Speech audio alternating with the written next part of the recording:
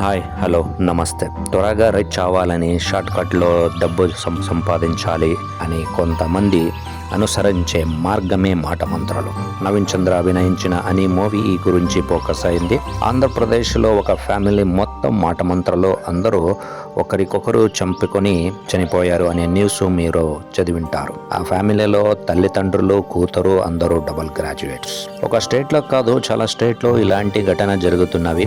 ఏదో అగోచర శక్తి బ్రతుకన్ని మార్పాటు చేసి ఏదో ఒక రోజు చాలా శ్రీమంతుడు అవుతాడని ప్రజెంట్ సిచ్యువేషన్ ని చాలా ఘోరంగా హింసలో చేసుతో బ్రతుకన్ని చాలా స్పాయిల్ చేసే విధానం ఈ మూవీలో చూపించారు. చైల్డ్ ఆర్టిస్ట్ అభినయం సూపర్ ఉండేది.